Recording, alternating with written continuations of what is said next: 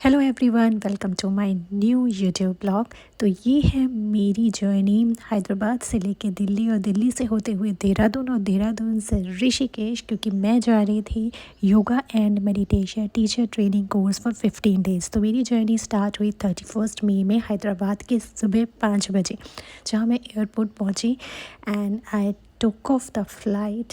मेरी जो फ़्लाइट थी वो ऑलमोस्ट 8:30 की थी, तो मैं 5 बजे एयरपोर्ट पहुंच चुकी थी। तो मैंने किया टेक ऑफ फ्रॉम हैदराबाद और वहाँ से मैं ऑलमोस्ट दिल्ली पहुँची 10:15 को। और मेरी नेक्स्ट फ़्लाइट दिल्ली से, जो कि अल्टरनेट फ़्लाइट थी फॉर द देहरादून, वो 11:55 की थी। तो मेरे पास जो विंडो था वो 1 आवर था। तो मैं ज़्यादा कुछ दिल्ली एयरपोर्ट पे वीडियोस तो नहीं बना पाई, क्योंकि मुझे बहुत रश करना पड़ा। मेरा लगेज तो डायरेक्टली जा रहा था, लेकिन प्रॉब्लम ये थी कि वहाँ पे उन्होंने बोला कि आपका जो गेट है वो लास्ट गेट है एंड आपको पूरी सिक्योरिटी चेक इन फिर से पास करनी है। सो ये था मेरा first of all take off from the Hyderabad. And ये मेरी जर्नी फ़र्स्ट टाइम, इतनी बड़ी जर्नी अकेली थी। तो मैं थोड़ा सा पहले तो नर्वस भी थी, लेकिन जैसे जैसे मैं आगे बढ़ती गई एक एक चैनल्स खुलते गए, थैंक्स टू गॉड, क्योंकि मैं एक अच्छे काम के लिए जा रही थी। तो फाइनली मैंने दिल्ली पहुंच के भागते भागते अपने गेट नंबर 54 से देहरादून की फ़्लाइट पकड़ी, क्योंकि मुझे बहुत भागना पड़ा। मेरा टाइम जो था वो बहुत कम था। सिक्योरिटी चेक इन से लेके लास्ट गेट तक पहुंचने में काफ़ी टाइम लग गया। और जाते वक्त वेदर इतना अच्छा था, क्योंकि मैं इतनी हाई टेम्परेचर से जा रही थी। तो देहरादून का वेदर टोटली क्लाउडी और बहुत अच्छा था। एयरपोर्ट में बताया गया 23 आउटसाइड टेम्परेचर है।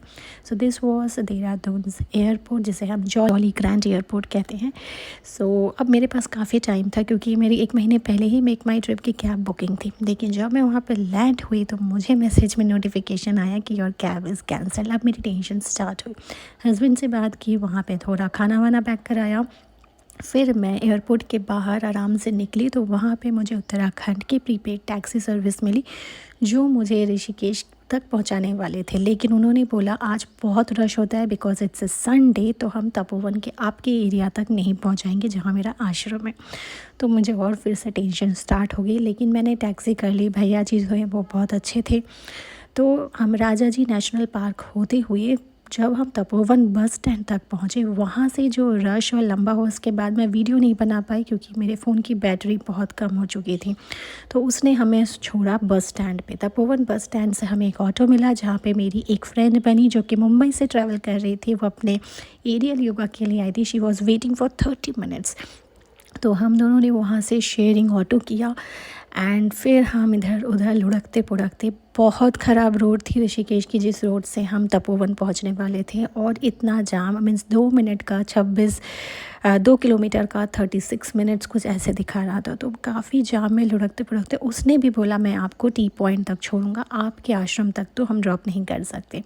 एक और टेंशन। फिर वहाँ पे हम उतर के काफ़ी देर ऑटो स्टैंड पे खड़े रहे, लेकिन जैसे तैसे उसको स्कूटी वाले मिले और मुझे मेरे आश्रम के भैया लोगों ने आश्रम तक पहुँचाया।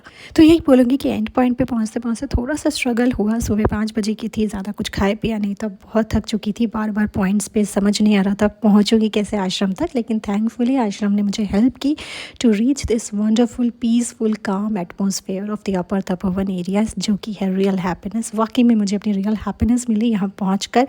सो नेक्स्ट डे से मेरी क्लासेस का शेड्यूल काफ़ी टाइट था। तो क्या क्या हुआ वो मिलेंगे हमारे नेक्स्ट ब्लॉग में। क्या क्या मेरी जर्नी रही, कैसे मेरे क्लासेस रहे, कैसे अवेकनिंग हुई। तो don't forget to watch my next blog of this 15 days stay in Rishikesh. Bye bye.